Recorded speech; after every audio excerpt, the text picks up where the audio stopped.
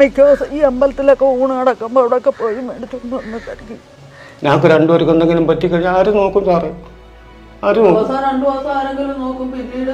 35 വയസ്സുള്ള മാനസിക രോഗിയായ മകന് കാവലിരിക്കേണ്ടി വരുന്ന ഒരച്ഛൻ്റെയും അമ്മയുടെയും സങ്കടകരമായ കാഴ്ച. വാടക വീട്ടിൽ നിന്ന് മരുന്നിന് പോലും ഗതിയില്ലാതെ, ഭക്ഷണത്തിന് പോലും ഗതിയില്ലാതെ അമ്പലങ്ങളിലെ അന്നദാനം കൊണ്ട് ജീവിക്കേണ്ടി വരുന്ന ഈ ഒരു കുടുംബത്തെ പറ്റിയാണ് ഇന്ന് നിങ്ങളോട് പറയുന്നത്. കൊല്ലം ജില്ലയിലെ കരുനാഗപ്പള്ളിയിലാണ് ഇവരുടെ വീട് സ്ഥിതി ചെയ്യുന്നത്. വാടക വീട്ടിൽ നിന്നും ഏത് നിമിഷവും ഇറങ്ങിക്കൊടുക്കേണ്ടി വരുന്ന ഈ ദയനീയ കാഴ്ചയ്ക്ക് മുമ്പിൽ കണ്ണു നിറയാതെ ഇത് കാണാതിരിക്കാൻ കഴിയില്ല. ഒരു വീടിനു വേണ്ടി അപേക്ഷിച്ചിട്ട് വർഷങ്ങൾ കഴിഞ്ഞു. ഇപ്പോഴും പഞ്ചായത്തുകളിലും മുനിസിപ്പാലിറ്റിയിലും കയറി ഇറങ്ങുകയാണ് ഈ പാവപ്പെട്ട കുടുംബം. ഭക്ഷണത്തിന് തീരെ നിവർത്തിയില്ലാത്ത ഈ കുടുംബത്തെ ആരെങ്കിലുമൊക്കെ സഹായിക്കണം. മാക്സിമം വീഡിയോ ഷെയർ ചെയ്യണം. നമസ്കാരം, ട്രൂലൈ മലയാളം ന്യൂസിലേക്ക് സ്വാഗതം. ഷാജാൻ മൂലത്തർ.